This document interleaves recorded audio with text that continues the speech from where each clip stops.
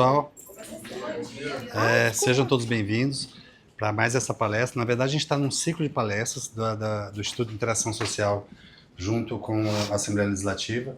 O espectro autista é algo que deve ser debatido e eu acho que, vendo como não especialista, que não deveria ser visto como uma doença, mas como uma forma diferente e única de ver o mundo. Então, a ideia é que as pessoas aprendam a discutir esse assunto e ter informação também especializada sobre esse tema. Para isso, a gente tem aqui duas profissionais que têm experiência ímpar nesse assunto, que vão agora, a partir de agora, conduzir a nossa palestra. Ai, que felicidade de estar aqui, viu? Para mim é uma honra falar de autismo, porque eu vivo na pele, em casa, essa condição, e também sou uma pessoa neurodivergente. Não sou autista, tenho TDAH, diagnosticado, laudado, e muitos prejuízos, assim, durante a vida, sabe? Sem saber sobre. Enfim, vou me apresentar, né? Sou a Tássia, sou psicóloga clínica, sou especialista em terapia cognitivo-comportamental e estou me especializando, finalizando agora em junho, graças a Deus, a minha segunda especialização, que é em autismo na vida adulta e na adolescência.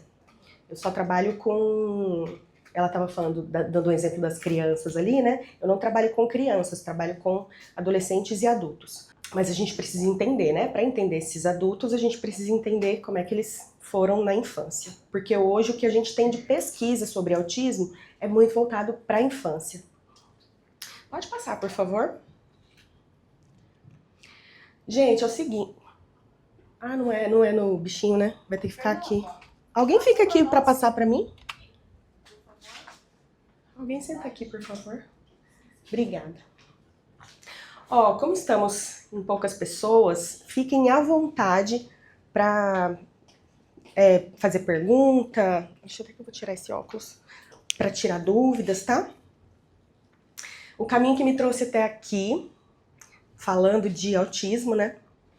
São esses dois bonitões aí. Eu tenho o Pedro, que é o maior, e o pequenininho, que é o Teodoro. O Pedro é meu enteado e o Teodoro é meu filho. Os dois são autistas. O Pedro é nível 1 de suporte e o Teodoro é nível 3 de suporte. Não verbal, na verdade ele é verbal, mas ele é não falante, né? Ele ainda não se expressa pela fala, mas se comunica, que é uma beleza. Se você deixar ele com fome, pode ficar tranquilo que ele vai se comunicar com você. Bom, quando eu conheci o pai do Pedro, ele tinha 3 aninhos e ainda não falava. Eu me lembro, eu ainda estava na faculdade de psicologia. Queria compartilhar essa história um pouquinho com vocês antes da gente entrar no papo mais fundo. E aí eu lembro que o pai dele falou assim: olha, não repara não, meu filho ainda não fala. Eu falei, mas quantos anos que ele tem? Ah, ele tem 3. Mas 3 anos, né? Já era pra estar falando. Tá com atraso, já levou pra ver e tal. Ele, já levamos pra ver, tá fazendo uma investigação, talvez ele seja autista. Isso em 2012. 2012. Esse menino tá com 16 anos hoje. Bom, de lá pra cá, eu aprendi o que é autismo, né? Porque aí logo depois que a gente se conheceu, chegou o diagnóstico do Pedro, e eu fui estudar. Como quando a gente descobre que o filho, que o enteado, que algum familiar está com algum problema, a gente vai estudar. E me apaixonei, assim, pela matéria, né, na época. Mas, diferente de hoje, há 12 anos atrás, 13 anos atrás, tinha muito pouca informação. Então, o que eu gostaria de frisar, né? O que a gente tem ouvido muito hoje? Autismo tá na moda. O que mais? Os pais não dão limite. Todo mundo agora é autista, né? Ou TDAH, Todo mundo agora é neurodivergente. Todo mundo agora quer ter benefícios, né? Isso tem aparecido bastante, esse discurso, não só na internet, mas nas escolas, né? Até mesmo na família. Quando saiu o diagnóstico do meu filho, ele era pequenininho, todo mundo ficou assim, não, mas será? Não parece, né? E exatamente porque não parece. Muitas vezes o autismo não vai apresentar características físicas aparentes. Algumas vezes sim. Tem muita gente, dependendo do nível de suporte, né? Nível 3 de suporte, por exemplo, você bate o olho, você sabe que tem alguma coisa, né? É sempre assim, alguma coisa, algum problema. A gente vai falar disso daqui a pouquinho. Continuando, né? Pedro foi diagnosticado aos 3 anos. Teodoro, quando eu resolvi engravidar, foi bonitinho, planejadinho, terminei a faculdade, meu emprego. Agora dá pra ser mãe, né? Tudo como manda o figurino. Achando que ia ser mais fácil se eu fizesse assim. Coitada. E aí, com 1 ano e 6 meses, ele começou a falar as primeiras palavrinhas. Ele falou mais cedo que o irmão, que é nível 1, e ele é nível 3.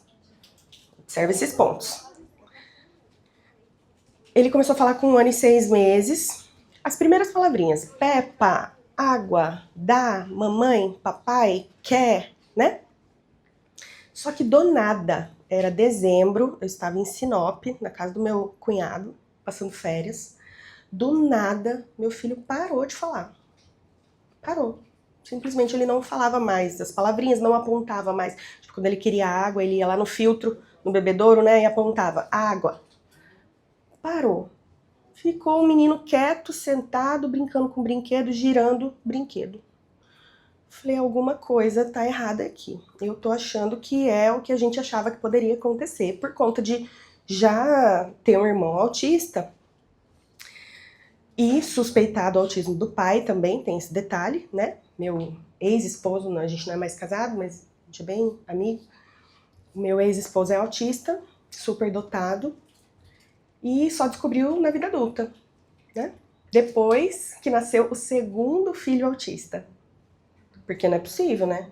Se eu não sou, a outra mãe não é, de quem que pode ser? Né? De algum lugar tem que vir. E aí ele foi investigar e descobriu que ele também é autista, só que foi mascarado por altas habilidades, superdotação. O cara é super inteligente, o apelido dele é Google. Tudo que você pergunta pra ele sabe, coisas mais inúteis, assim, qual é a latitude, não sei das quantas, daqui na Chapada, ele sabe. Sei por quê, porque ele decora, porque ele tem facilidade de aprender. Mas não consegue fazer amigos, tem muita dificuldade de interação, né, que é própria do autismo. Bom, pode passar, por favor? E que papo que é esse de neurodiversidade, então, né? Aqui nessa sala, só de bater o olho, eu vejo bastante neurodiversidade. Ó, 1, 2, 3, 4, 5 pessoas, 6 pessoas usam óculos. É miopia ou é astigmatismo? Quem tem miopia? Quem tem astigmatismo? Quem tem os dois? Né? Eu. Bom, tem gente branca, tem gente preta, tem gente magra, tem gente gorda, tem gente alta, tem gente baixa, tem gente pobre, tem gente rica. Aqui tem gente de tudo que é tipo. E a gente tá falando de 20 pessoas, o quê? 30 pessoas. Que papo que é esse de neurodiversidade, né? Assim como nós somos diversos, um usa óculos, outro é mais baixo, o outro é mais alto, né? Uma gosta de amarelo, outra gosta de rosa. Nosso cérebro também. Esse que está dentro da nossa cabeça aqui é o mesmo cérebro que estava dentro da nossa cabeça quando a gente estava na barriga da nossa mãe. Ele só foi se desenvolvendo, sofisticando, fazendo, né, novas ramificações. Mas é o mesmo cérebro de quando você estava dentro da barriga da sua mãe. Isso tem que ficar muito claro. Por quê? Porque autismo, ou melhor, neurodivergência, são questões de neurodesenvolvimento. Vai acontecendo conforme o cérebro, a pessoa vai se desenvolvendo. E aí, quem que controla isso, né? Quem controla o que vai acontecer dentro do nosso cérebro? Lá na primeira, segunda, terceira infância. Quem controla pensamento? Alguém controla pensamento? Não pensem em um elefante rosa agora. Já pensaram? Só que cada um pensou num elefante rosa de um jeito. Como que é seu elefante rosa? Fala pra mim. Você mesmo. Eu pensei em desenho de um elefante rosa. Aham. Alguém pensou diferente? Aí eu pensei no elefante rosa com chapéu de flores assim. Aí. Alguém pensou diferente? Aí. Eu sempre que falo elefante rosa me vem um elefante vestido de bailarina. Sabe? Um elefantinho assim.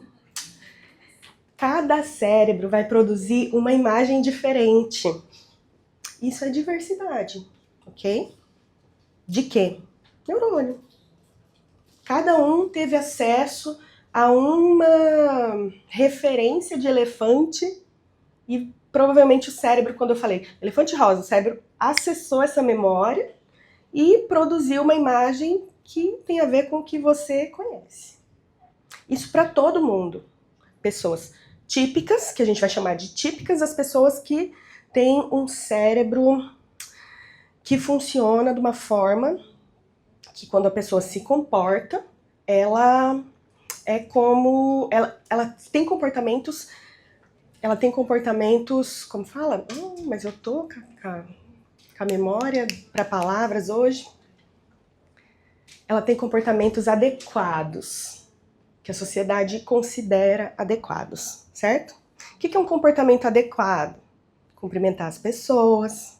O que mais que a nossa sociedade considera um comportamento adequado?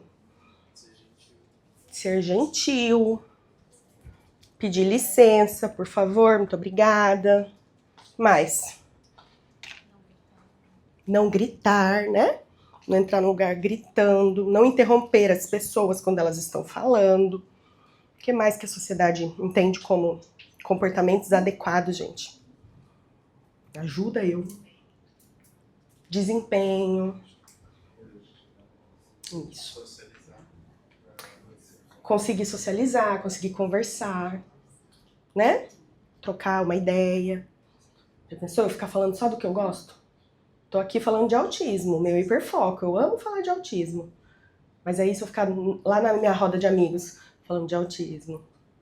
Aí lá com o boy que eu conheço, que eu conheci na balada, falar de autismo. Aí com a, sei lá, vou ali na portaria, conheço alguém e começo. Não, mas você já ouviu falar de autismo? É esquisito, não é? Pois é. Mas e se meu cérebro só pensa em autismo o dia inteiro? E eu não aprendi a frear os meus impulsos de ficar falando de autismo o dia inteiro. Partindo desse princípio de que todos somos diversos e não existe um cérebro igual ao outro, mas existem cérebros considerados típicos e cérebros considerados atípicos, que são pessoas no espectro do autismo, pessoas neurodivergentes, né, com TDAH ou outras síndromes, síndromes de Tourette, por exemplo, são considerados neurodivergentes. Autismo é uma das tantas possibilidades de ser humano, ok? Me falem se vocês conhecem alguém com algum tipo de deficiência que não seja o TEA, o transtorno do espectro do autismo, né? Vocês conhecem alguém surdo? Toque? O toque é um transtorno também, mas ele não é considerado neurodivergência. A pessoa neurodivergente pode ter toque também, né? Mas a gente investiga, né? Mas o toque em si não é considerado neurodivergência. Vamos pensar na pessoa com uma deficiência. O que é considerado deficiência? Quem tem toque não é deficiente. Mas um deficiente pode ter toque. Alguém conhece alguém cego? Surdo? Mudo? Conhecem? Quem aqui sabe falar Libras? Ninguém sabe falar Libras. Aí você imagina, tem um vídeo que eu adoro, não consegui achar ele pra pedir pro Caio baixar. Que uma mulher chega num lugar e aí o mundo é adaptado para pessoas deficientes. Não sei se vocês já viram esse vídeo, é muito interessante. Imagina se o mundo fosse adaptado só para pessoas cadeirantes. Seria tudo baixinho, né? Tudo cheio de rampa. Imagina se o mundo fosse adaptado só para pessoas surdas, surdo-mudo, né? Todo mundo falaria em libras. A gente estaria ferrado aqui, né? A gente não ia conseguir se comunicar. Enfim, eu acho que vale a reflexão de que as diferenças existem, pode acontecer com qualquer um, né? Não é porque não acontece comigo que eu não preciso saber, não preciso entender. Por quê? Porque teu filho, tua filha, você, enfim, vai lidar com uma pessoa autista no mercado de trabalho, vai namorar uma pessoa autista muitas vezes, vai casar, não vai, vai trabalhar com a pessoa autista, vai ser mandado, né, por uma pessoa autista. Então acho que todo mundo precisa entender e lembrar que autistas crescem. Autismo não acontece na infância. É do neurodesenvolvimento, então é desde lá de baixo que a gente começa a observar. O que a gente bate na tecla hoje, né, doutora? Diagnóstico precoce. Por que o diagnóstico precoce? Hoje já é possível diagnosticar traços de autismo a partir dos 3 meses de vida. Não precisa a gente esperar a criança parar de falar com 1 ano e 8 meses, que foi o que aconteceu, né? Que foi quando eu fui buscar ajuda profissional. Então, dos 6 aos 8, eu ainda fiquei 3 meses processando aquela parada daquela fala, achando que era só um tempo, uma fase, alguma coisa que aconteceu nas férias, ele se estressou lá e aí, sabe? E eu sou psicóloga, gente. Imagina, é difícil a aceitação. É difícil, eu já esperava. Quando eu decidi ter um filho, falei, ó, a probabilidade de vir autista é grande, né? Vamos arriscar. Se for autista, a gente vai tirar de letra. Estamos aí, tirando de letra. Ah, uma curiosidade. Esse é o símbolo do infinito, colorido assim. Ele representa a diversidade infinita dentro do espectro autista, né? E reflete a individualidade de cada pessoa. A gente vai falar mais pra frente um pouquinho sobre essa parte da diversidade dentro do espectro. Então, nós somos diversos. Dentro da diversidade humana tem pessoas atípicas. Dentro dessa comunidade existe também a diversidade entre eles, ok? E por que é chamado de deficiência, né? Poxa, tá, você tá falando que ser autista faz parte da diversidade humana, né? Enfim, por que é considerado deficiência, então? Para que as pessoas no espectro tenham acesso aos direitos. Então, se a gente não considera pessoas autistas com deficiência, eles não conseguem exercer direitos, né? Porque hoje existe o quê? Existe um estatuto da pessoa com deficiência, que só pode considerar com alguma deficiência se estiver nesse estatuto. Para isso, mas autismo é só uma forma de ser no mundo. Para que eu tenho que considerar deficiência? Porque é uma forma de ser no mundo muito difícil. Muito mais difícil. Uma condição muito mais difícil do que uma pessoa que não tem a condição, que tem um cérebro típico. Faz sentido para vocês ou eu tô falando meio como que se fala? Psicologuês? Podem perguntar se tiver alguma dúvida, tá? Então, assim, Berenice Piana, aquela mulher ali, ela tem 3 filhos. Eu acho, dando uma olhada assim, pesquisada, uma stalkeada na dona Berenice, eu acho que os outros 2 filhos dela também são autistas. Mas a literatura, enfim, as informações que aparecem é que o filho caçula dela, esse mocinho, é o filho autista que ela tem. E aí, desde que ele nasceu, acho que em 1994, 94, tinha pouquíssimos estudos sobre TEA. No Brasil, menos ainda, já tinha pouco para fora. Os primeiros estudos de autismo apareceram por volta da década de 70. Lá na década de 20, já tinham médicos falando de comportamentos diferentes, um padrão de comportamento diferente. Mas a literatura mesmo, né, pesquisa, ciência, vem da década de 70 para cima. É muito novo, gente. Se a gente for comparar com, por exemplo, síndrome de Down, que é considerada uma deficiência, a gente tem muito estudo sobre síndrome de Down. E tá na cara, né?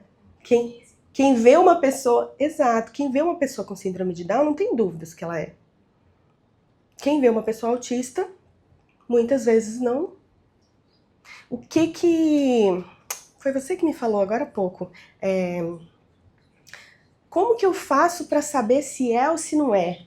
Se eu posso chamar a atenção da criança, se eu posso tocar ou não na criança, né? Sinto informar, mas não tem uma regra. Assim como, e aí é a mudança do pensamento que a gente precisa fazer. Não tem uma regra para pessoas típicas também. Você pode chegar para uma pessoa, para uma criança, hoje em dia, para uma criança típica e falar, para de correr. Você pode? Um estranho chegar pro seu filho, para de correr, mandar seu filho parar de correr? Você não vai gostar, né?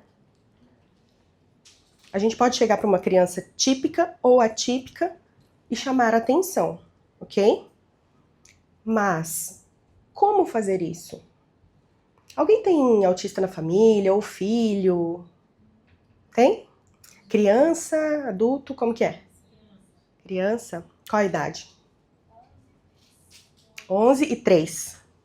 Quem mais? Tem um sobrinho de 8 anos. Ele anda na ponta do dedo. Isso. E ele anda pra lá e pra cá.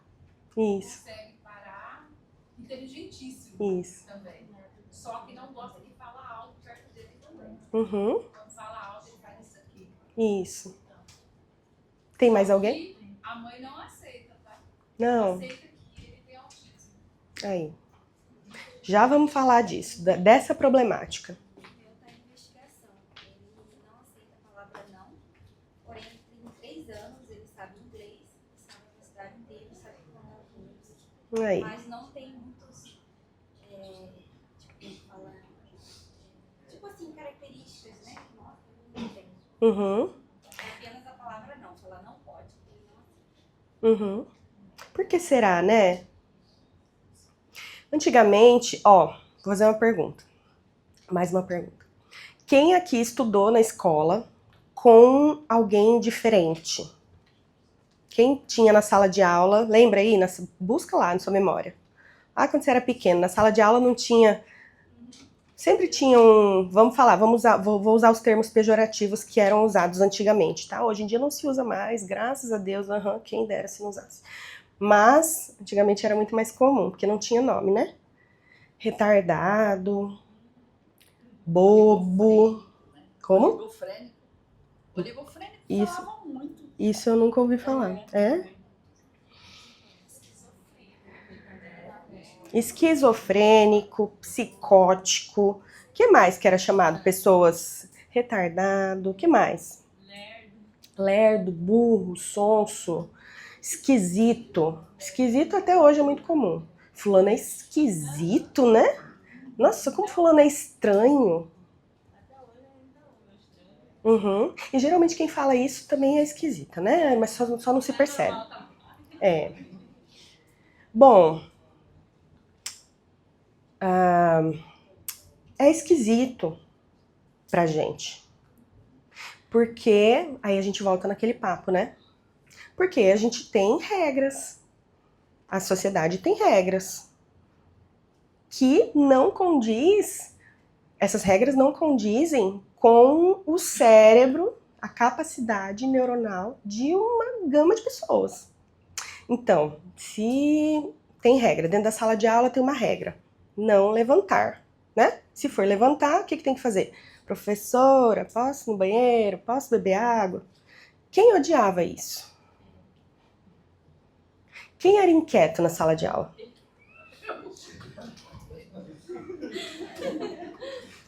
Quem ficava comendo borracha? ponta de lápis, borracha, né? Tudo era mais interessante do que real. Tudo. Passava uma mosca, eu tava olhando pra mosca. Pra qualquer lugar era melhor do que olhar pro quadro e pra professora falando, né? O que é isso, gente? O que será que é isso?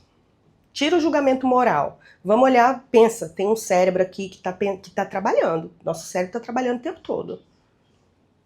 Vamos pensar então que o cérebro tem a parte dos sentidos, né?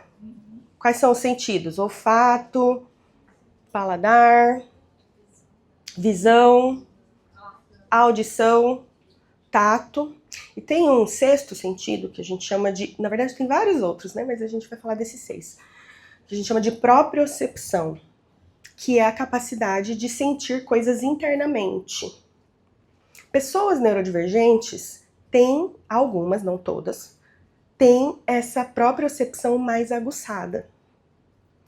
O processamento sensorial... O que são os 6 sentidos, então, né? O cérebro, tem uma área no cérebro. Doutora, eu não sou neurocientista, eu não fiz medicina, então me poupa de usar os termos corretos e técnicos. Não quero falar errado, mas também não vou falar mediquês, porque não é o que eu conheço. Mas todo mundo tem uma área no cérebro que cuida do processamento sensorial, que cuida desses sentidos, né? Então, para vocês me escutarem hoje, a área da audição de vocês está ligadinha. Se vocês fossem surdas, pessoas surdas, a área da audição não estaria ligada, mas provavelmente se você for surda, a sua área, e não for cego, a área da audição, da visão, vai ser mais aguçada. Ah, isso não é mito? Não, isso é verdade. As outras áreas, o cérebro, ele automaticamente, durante o desenvolvimento, vai fazendo um processo de compensação, ok? Meu Deus, mas já? Que horas são? Ah, 15? Não, mas é do 10. Não, acabou. Então acabou. Quase, 10 minutos. Bom, passa pra frente, passa pra frente, passa pra frente.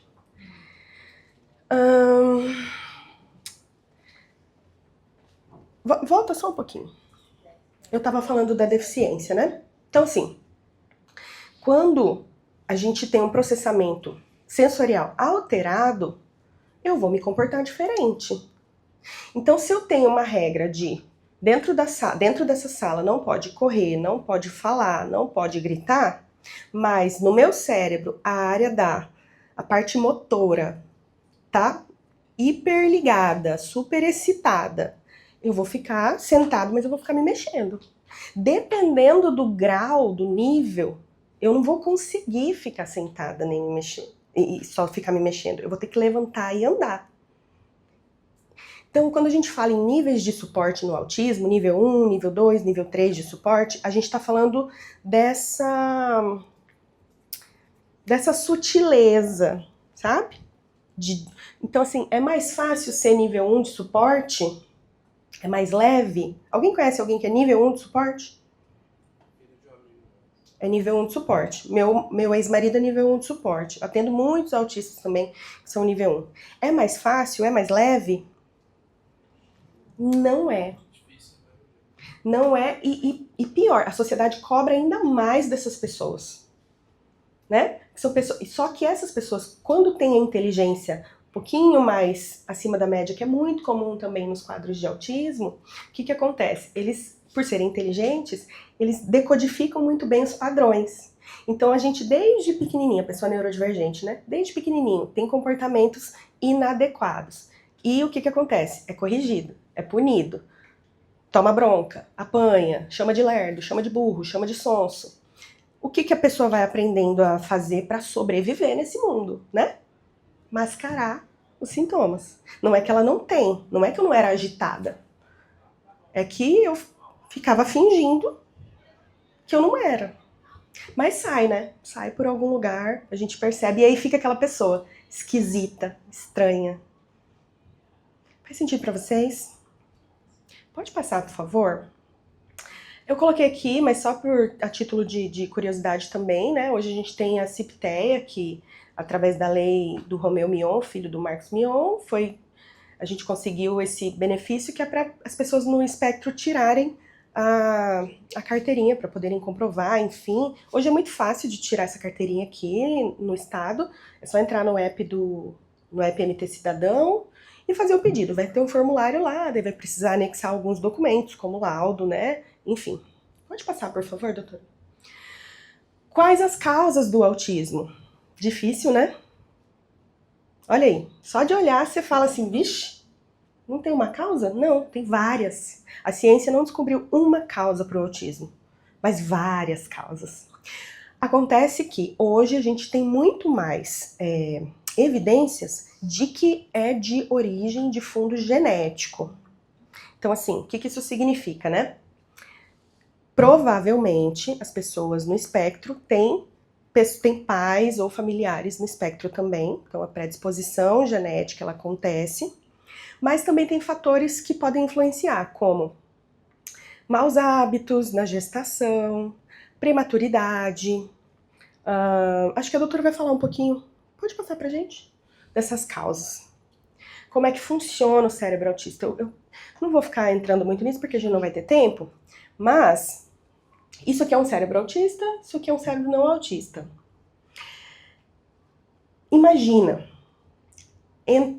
para vocês me escutarem, vocês estão usando qual sentido? Auditivo. Para vocês me verem, vocês estão usando o visual, ok?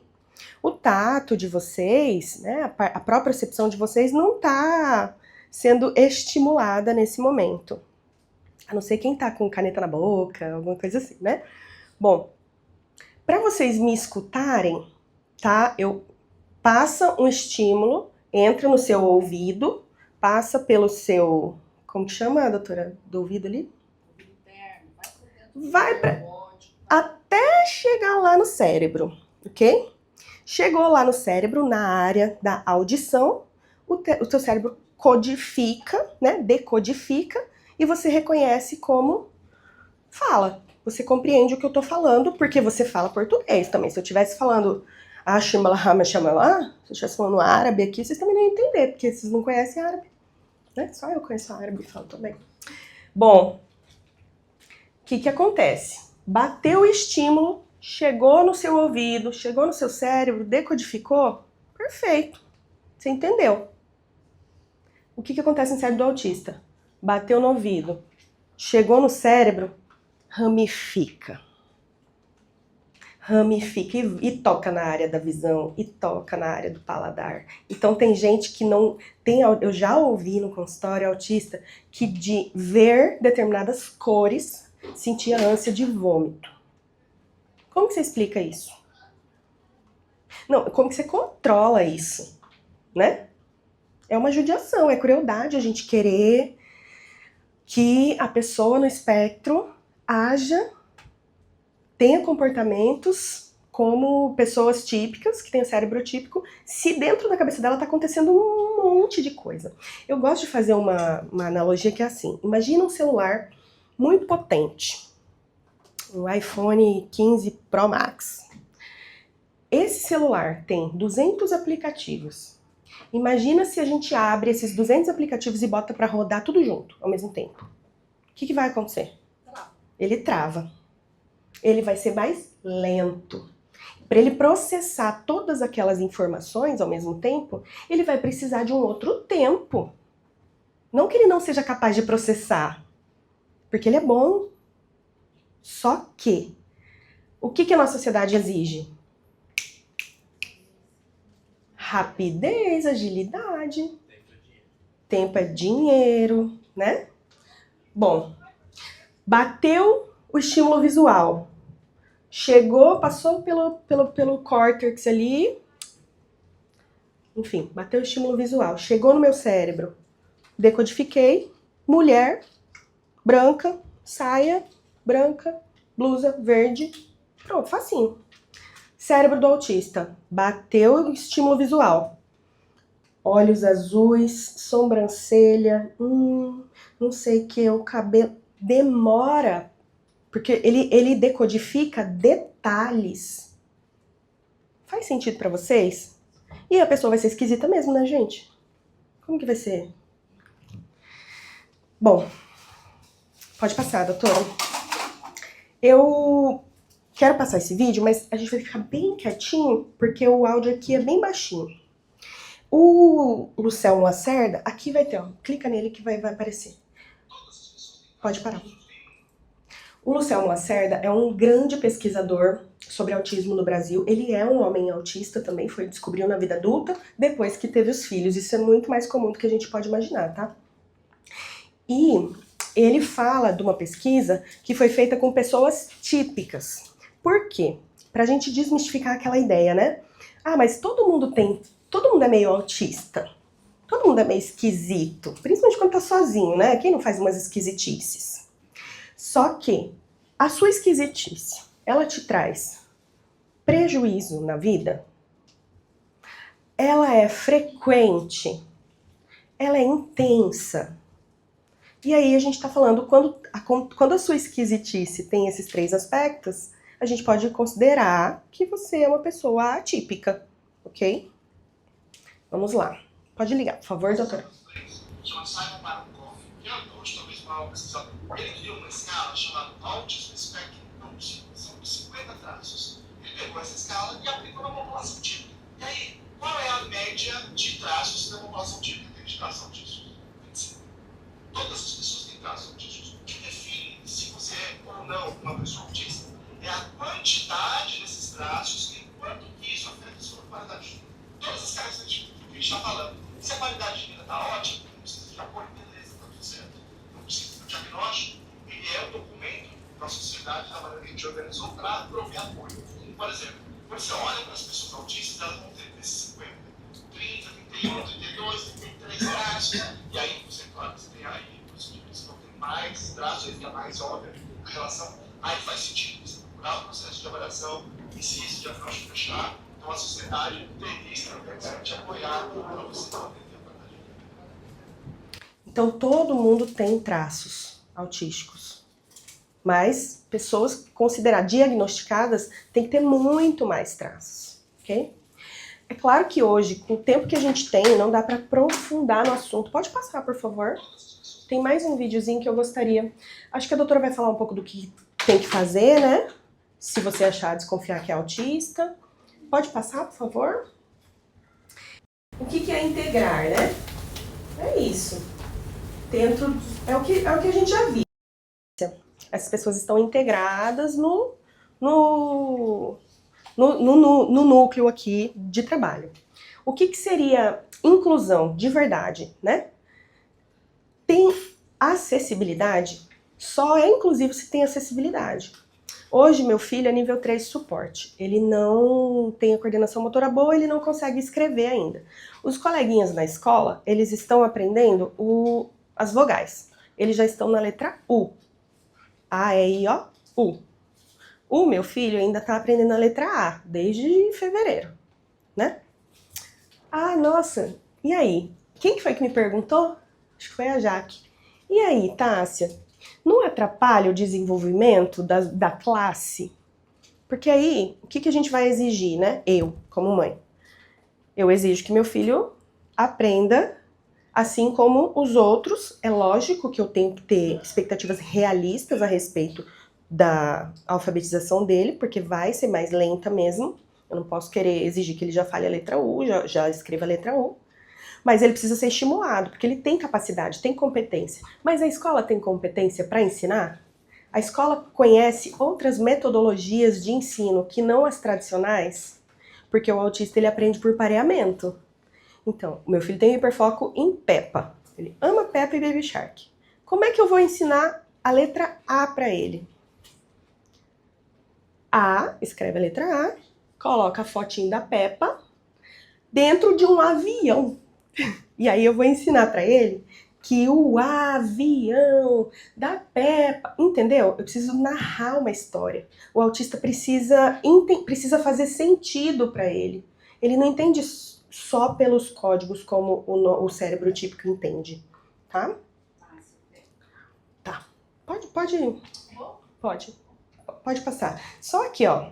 Ninguém manda o surdo ouvir, o cego ver, o mudo falar, o cadeirante andar com as pernas. Mas todo mundo manda o autista ser comunicativo e sociável.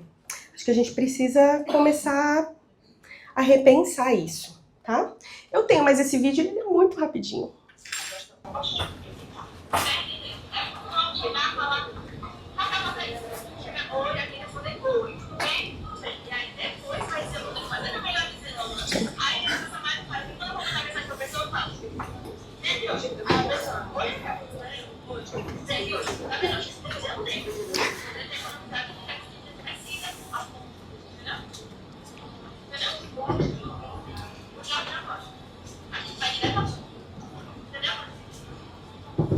Já melhorou. Aí você tem muita terapia, muita conversa. Hoje ela já cumprimenta e sai sorrindo. E aí? Raquel tá errada? A gente é meio... O neurotípico é meio melindroso, né? Enfim, não sei se eles estão certos, se eles estão errados, mas é um jeito de existir no mundo que deve ser respeitado e, de preferência, compreendido. Por quê? Porque a gente divide o mesmo planeta com essas pessoas e é bom que a gente aprenda a entendê-los e eles a nos entenderem, tá? Da mesma forma que a gente tem dificuldade de entender eles, entendam que eles também têm dificuldade de entender a gente. Da mesma forma que o filho da Jaque vai ser atrapalhado na educação dele lá na escola, o filho da Jaque também atrapalha o meu, porque ele grita. E meu filho não gosta de grito. Entende? Espero ter ajudado. Qualquer dúvida também, a gente está aqui para responder. Muito obrigada pela atenção de vocês. Doutora? Oi, obrigada. Obrigada. Bom dia a todos vocês. Quem não me conhece, eu sou a doutora Licélia, eu sou psiquiatra, tenho 30 anos de trabalho aí na área da psiquiatria, né, trabalhando inicialmente como clínica e depois eu fui para psiquiatria, que foi onde eu realmente, assim, me encontrei. Eu falo que a psiquiatria é minha terapia, né, então poder ajudar os outros e poder ver a melhora do que a gente está ali, que ninguém está vendo, é uma doença que ninguém vê, a doença mental, a pessoa sofre sozinha e você ter alguém com quem você pode contar, você pode falar, que tem empatia, que está te entendendo e que no outro dia você está melhor porque alguém te ouviu. Isso é muito bom, isso é muito gratificante, né? E eu, assim, enquanto médica, na área da urgência e emergência, eu salvei muitas vidas, eu trabalhei por autoatendimento, eu trabalhei em UTI, foi muito bom também. Então, eu acho que depois eu fui para psiquiatria e eu acho que ali... Acho não, tenho certeza que eu tenho salvado muito mais vidas do que o que eu salvei ali dentro da UTI realmente e do pronto atendimento, das emergências que eu atendi. Porque a pessoa que tem um transtorno mental, ela é muito estigmatizada, ninguém vê, e é uma doença que todo mundo acha que não existe. E ele vai de hospital em hospital e todo mundo fala assim, olha, você não tem nada. Aí ele vai no outro médico, você não tem nada, mas eu tô sentindo. Ele vai no outro médico, o médico faz um monte de exame que não tem nada a ver, você não tem nada, e ele continua não tendo nada, mas ele continua tendo a vida completamente alterada, modificada, paralisada, interfere em tudo, enfim. E depois que a gente compreende isso e começa a trabalhar com isso, é um universo, assim, apaixonante, né? Eu realmente sou apaixonada pela área da mente e acho que eu gostaria de viver aí uns 200 anos para poder estudar mais e fazer mais alguma coisa. Eu vou falar rápido, gente, porque assim, a gente tem muito... Fernanda, senta ali, por favor. Então, Tássia... porque a gente tem essa aula gravada. Eu gravei uma aula de 40 minutos, tá no site, tá? Tudo isso que tá nos slides vai estar no site. Então, assim, acho que pra gente... Depois vocês assistam a aula completa lá, a gente vai estar falando com calma, explicando tudo. O que eu gostaria de falar pra vocês aqui são coisas mais práticas, né? Por exemplo, o que é um nível de suporte 1, 2, 3? O que vocês vão fazer se desconfiar realmente? E... não dando tempo, eu gostaria muito que vocês acessassem o site, assistissem a aula, que lá tem bastante dica, tem como para passar para as pessoas também, né? Ixi, caiu. Então, a gente já falou que é um espectro, né? Na verdade, não é uma doença, é algo que todo mundo tem um pouquinho de cada dele, né? Então, pode passar, Fernanda. Isso. A história um pouquinho, acho que a Tássia falou, desde quando veio, algumas pessoas que falaram, Asperger, por exemplo, foi um diagnóstico muito dado. Então, antigamente a gente tinha diagnóstico de Asperger, de síndrome de Rett e de autismo, né? Então, eram vários diagnósticos diferentes. E tinha pessoas ali no meio que não se enquadravam, né? E aí, com isso, assim, foi feito um estudo e, com o passar dos anos, o DSM-4 acabou vendo que tinha os transtornos invasivos, quando entrou lá, que são os transtornos do neurodesenvolvimento, e depois unificou-se tudo em 2013 como transtorno do espectro autista. Por isso que parece que hoje todo mundo tem, porque é um espectro. Ele começa aqui, espectro é um negócio que parece que não tem início e não tem fim, tá? Ele vai, tá? Ele caminha. Então, por isso que parece que todo mundo tem, porque cada um de nós temos um pouquinho do espectro, como vocês viram naquele vídeo. Próximo. Então, e aí o que a gente fala assim, por que o diagnóstico aumentou? Aumentou pelo espectro. Aumentou porque esses critérios, então, modificaram, foram para o espectro, né? Houve uma maior conscientização, as pessoas estão mais conscientes, elas estão olhando mais, elas estão vendo mais, né? Melhoria de acesso aos serviços, então foram criadas leis, à medida que foram aparecendo, foram surgindo leis, foram surgindo projetos, programas, e as pessoas foram sendo incluídas e foram vendo que isso aí não é um problema, não é uma doença. Você tem que trazer aquela pessoa e incluir no nosso meio. Ela é uma pessoa como outra qualquer, né? Então essas melhorias de acesso a serviço e foi diminuindo o estigma. Então hoje falar que é um autista, antigamente há pouco tempo, era algo muito ruim. Hoje não. Hoje a gente já sabe que tá tudo bem, você só é diferente, né? Eu sou branca, você não precisa ser branco, você é negro, então você é preto, você tem outra cor de pele, você tem outra cor de cabelo, você tem outra cor de olho e tá tudo bem, gente, cada um tem o seu jeito e graças a Deus nós somos únicos, né? Próximo. Vou falar bem rápido, mas depois vocês têm a aula, tá? Eu quero chegar num ponto do laudo, para vocês entenderem como que adquire o laudo, tá? Então, esses benefícios de diagnósticos, quais são? A doutora já falou, a Tássia, né? A gente tendo, o mais importante para nós hoje é que o diagnóstico seja precoce. Quanto antes a gente fizer o diagnóstico, melhor a gente consegue a condição de vida daquela pessoa. A gente consegue mais inclusão, mais tratamento, mais desenvolvimento, entendimento da família, compreensão, aceitação, enfim. Então, quanto mais precoce, melhor. O que a gente busca hoje é diagnóstico precoce, tá? Eu tô com um projeto que eu pretendo implantar, que seria o TEA nas escolas, onde a gente vai... Eu quero ver se eu ainda faço meu projeto, vai estar lá no meu papel. Onde a gente vai tentar levar em todas as escolas do estado de Mato Grosso a qualificação, a educação, o ensino, como o professor, como que o coordenador, como que a copeira, como que o porteiro, como que a pessoa que está ali na escola consegue identificar uma criança diferente. Com isso, tentar diminuir o estigma. Identificou, tem que encaminhar para fazer uma avaliação. Aí teria que ter um psicólogo na escola, parece que já tem uma lei municipal agora, que todas as escolas, municipal não, estadual, todas as escolas estaduais têm que ter psicólogo, então o psicólogo faria uma avaliação e a gente entraria com a parte médica, um projeto onde ou teria uma equipe ambulante que marca nas escolas daquele bairro, daquela região, para ir até lá, o psicólogo, o assistente social e o médico, para fazer o diagnóstico, para emitir o laudo, tá? Isso assim, é um projeto que eu tenho, que eu gostaria muito de colocar em prática e ver se a gente conseguiria diagnosticar todas essas pessoas que estão lá na infância. Por quê? Por conta desse diagnóstico precoce aqui, né? A partir do diagnóstico, a gente tem muitos direitos. Tem direitos legais, tem leis que foram faladas e que está aqui também. A gente tem apoio em atividades escolares, auxílio com pessoas que ajudam, né? E melhora muito a qualidade de vida da família também, porque a família é quem mais sofre ali. Além do preconceito, dependendo do nível próximo, dependendo do nível de suporte, a mãe está paralisada, ela tem que estar ali cuidando, ela não pode mais trabalhar. Ou ela tem que ter alguém que cuide, ou tem que pagar alguém que cuide, ou tem que ter uma avó. Enfim, é um problema que envolve toda a família. Então, quando a gente faz o diagnóstico precoce, a gente consegue isso aí, a gente consegue melhorar a qualidade de vida de todo mundo, né?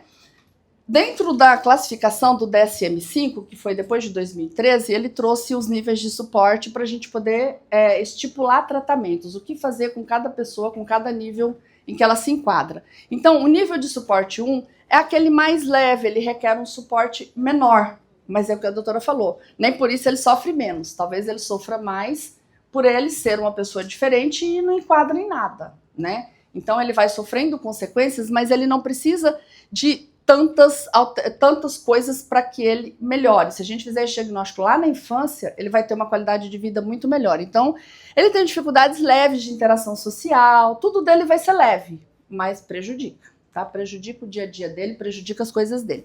O 2 já requer um suporte um pouquinho melhor, um pouco mais avançado, né? Então, a gente tem critérios diagnósticos para cada um desses níveis.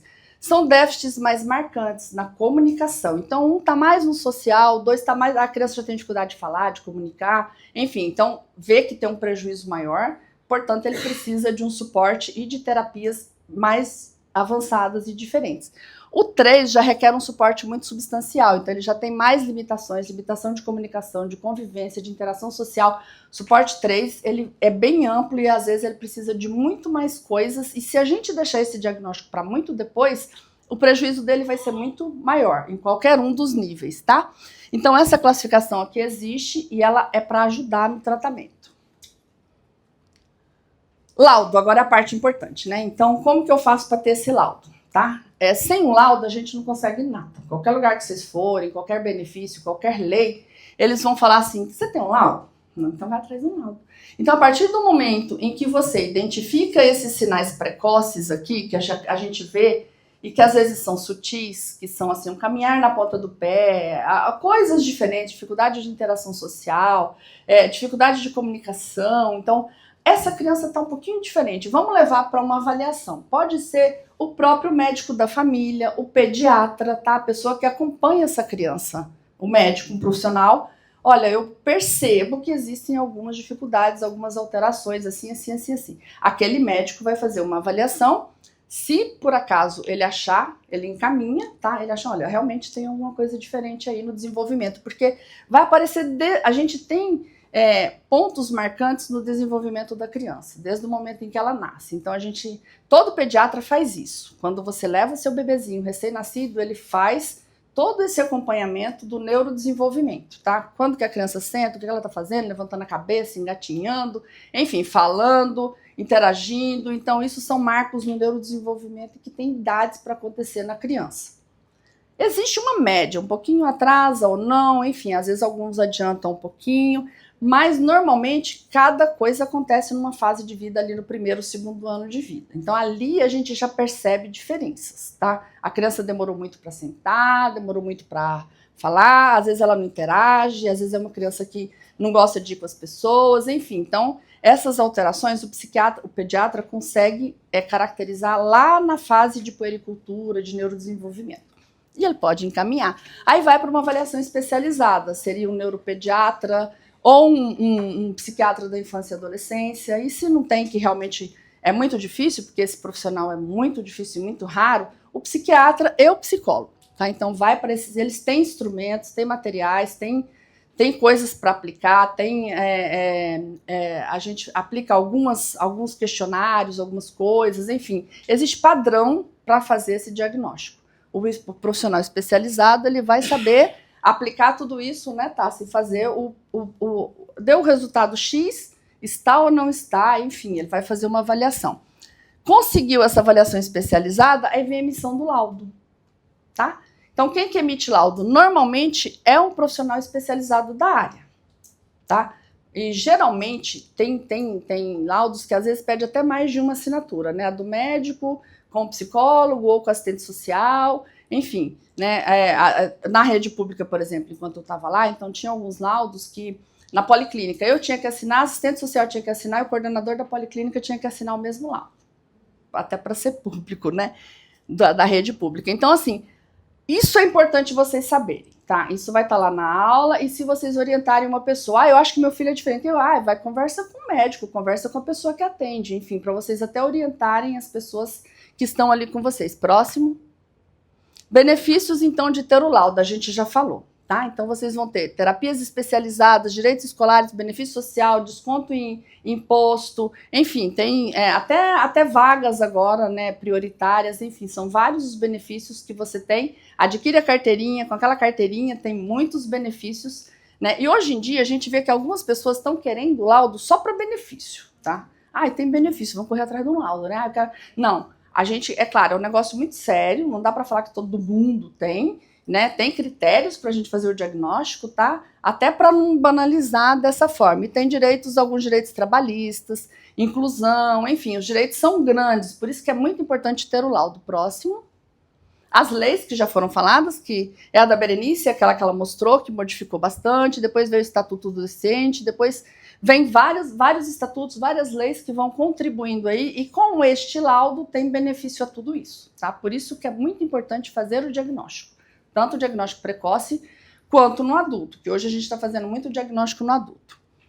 Então tem isso aqui, as garantias que tem para acesso nas escolas, educação inclusiva, né, o atendimento prioritário, enfim, esses benefícios são amplos, né? Próximo. Avanços no tratamento. Então, depois de tudo isso, a gente viu que com o estudo tem muita gente estudando sobre o transtorno do espectro autista, tá? E com isso, é claro, quanto mais se estuda, mais se avança no tratamento. Então, a gente tem avanço nas terapias. Hoje, a terapia cognitivo-comportamental é uma das principais, né? O principal. E a gente tem outras terapias também que são hoje padronizadas, o ABA também para o autista mesmo. Não só o ABA, tá? Mas tem outras terapias que podem ser, né? As pessoas ficam, mas só ABA tem que ser... Olha, por exemplo, eu sou perito judicial. Então, eu pego muita perícia onde eles estão querendo lá pedir que a pessoa, a criança autista, ela passe só pela terapia do ABA, porque é o preconizado. Não é só isso, não é só o ABA que trata. Na infância, a terapia ABA funciona muito bem, mas na adolescência e na vida adulta já é de outra forma. Então, e as pessoas ficam brigando com isso judicialmente, querendo ficar lá no particular, enfim, porque o plano de saúde não tem, é aquela briga judicial. E não é só, são várias terapias, houve avanço, tá? Teve inovação terapêutica, medicamento, dependendo do nível de suporte, a gente entra com medicação para ajudar. Se a criança, por exemplo, com nível de suporte 3, ela é mais agressiva, às vezes, né? Ela é mais agitada, então ela é mais ansiosa, tem comorbidades ali, que aqui também na nossa aula fala.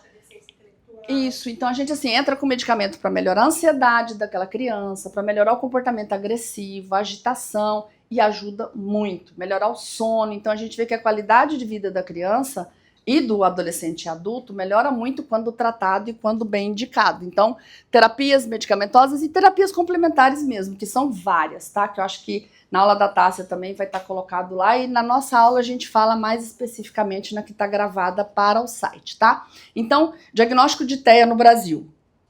Ali na frente, no próximo slide depois, eu vou colocar alguns números, mas tem se melhorado bastante, tá? Com a aplicação dessas ferramentas diagnósticas, né? Com equipes multidisciplinares e com a melhora do suporte familiar, tem melhorado. Tem alguns dados aí que a gente vai ver depois, que, por exemplo, no adulto que a gente via aquela pessoa diferente no nosso trabalho, às vezes uma pessoa mais quieta, mais calada, que tem mais dificuldade de interagir, a gente só via ele como, de repente, um tímido, tá? E hoje não, hoje às vezes a gente vê que o prejuízo dele é muito maior, ele deixou de fazer muita coisa e ele deixa. E aí é o momento que às vezes você pode chegar para essa pessoa e falar, olha, você não quer uma ajuda, assim, posso te levar num psicólogo para poder fazer uma avaliação, para a gente conversar, porque a pessoa muitas vezes deixa de fazer muita coisa, tem muito prejuízo na vida adulta por conta de uma alteração que não foi diagnosticada. Então hoje a Tássia, por exemplo, faz essa especialização e a gente vê que o diagnóstico em adultos está sendo muito, muito, muito mais feito, e muitas vezes a partir do diagnóstico das crianças. Aí a pessoa fala, nossa, mas eu era assim, mas é parecido com fulano. Aquela pessoa sempre foi parecida com alguém.